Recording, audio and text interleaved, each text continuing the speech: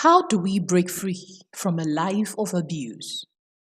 A life shackled by shame, despair, and reproach. Welcome to African Story by MJ. Are you ready?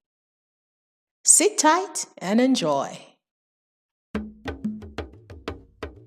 Once upon a time, in a small remote village deep in the African savannah, where the sun kissed the earth and the winds whispered ancient secrets, there lived a young woman named Amara. She was known for her beauty, her grace, and her silence. But behind her quiet eyes lay a life of torment and shame. Amara, dressed in the vibrant Igbo regalia, clothes of her people, bore a secret that only the walls of her home knew. Her father, Chief Okoye, a powerful and respected man, was a tyrant within his household. While he was hailed as a just leader in the village, at home, he was an abusive and violent man, particularly towards Amara's mother, Ifoma, and Amara herself is not left out. Ifoma, a once proud and strong woman adorned in the intricate igele, head wrap, and gold jewelry passed down through generations, has been broken down by years of abuse. She had grown numb to her suffering, shackled by the shame of exposing her husband's true nature to the community. Amara longed to escape. Every night she dreamed of a life beyond the walls of her father's compound, away from the oppressive weight of silence that had trapped her family, especially her mother. But how could she expose her father, a man so revered by the village, without bringing shame upon herself and her mother? And who would believe her story, considering who her father was in the society? One fateful evening, when the sun dipped low and the stars began to twinkle over the savannah, something within Amara snapped. She could no longer endure the pain, not anymore. The fear and the guilt of watching her mother suffer in silence.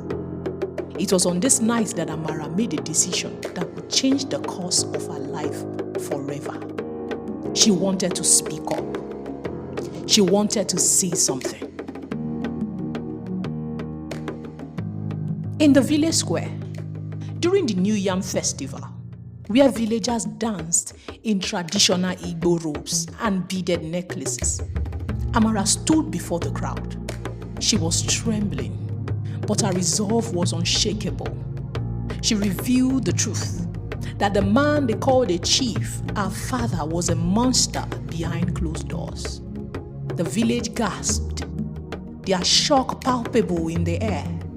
Chief Okoye's reputation crumbled in an instant. Fearing for her life, Amara fled into the forest. The thick trees stood as her only shield from her father's rage.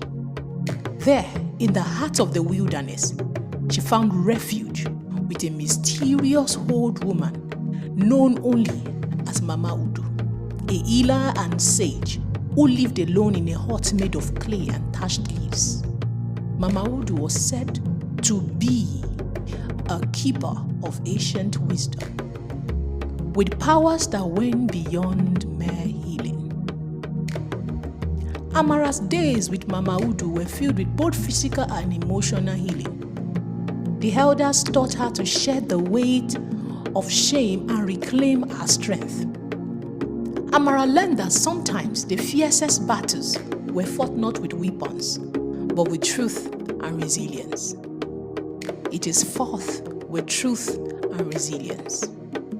Meanwhile, Chief Okoye, on the other hand, stripped of his title and seething with rage, hunted for Amara, like a deer chasing after its prey. He wanted to silence her once and for all, not minding if she were his daughter. She wanted to restore his tarnished honor because it was more important than his own child. But when he found her in the forest, he was not met with a weak, trembling daughter that he used to know. He was met with a woman who had found her voice, her power, and her courage. Amara stood tall, clothed in a simple yet elegant kente robe. Her head high and her eyes filled with the fire of someone who had finally broken free. Mama Udu stood by her side, and some other elders who came with him. A silent guardian, her presence enough to strike fear into Chief Okoye's heart. This was not the daughter he used to know. And she looked at him and said, "You can no longer control me with your shame." "Not anymore," Amara said, with her voice unwavering. "The truth has set me free." Chief Okoye, faced with the weight of his own sins and the power of his daughter's newfound strength, fell to his knees, broken and defeated. His tyranny was over, and the village, once blinded by his facade, now rallied behind Amara. And then Amara returned to the village, not as the daughter of a tyrant, which she would have been labeled as, but as a symbol of hope and courage for others who had been trapped in silence, who had refused to speak up. She and her mother rebuilt their lives, free from the chains of shame. Now, what is the moral of the story? What have you learned? For me, I learned that the truth, no matter how painful, has the power to set us free. Silence in the face of injustice only perpetuates more abuse. Would you wait until it happens to your neighbor before you speak up? Are you scared of the stigma it might bring to you?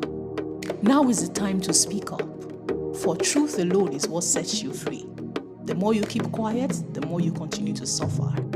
But with courage, you can break the cycle of shame and reclaim your power. What is your own moral story? Let me know in the comment section below. And if you do enjoy this story and you want more, do feel free to leave your comment, subscribe, like, and share. I want to know what you think about it. Until I come to you again, I remain MJ, bringing more African stories to your doorstep. Keep coming back, you are blessed. Love you. Esheo in the Yoruba.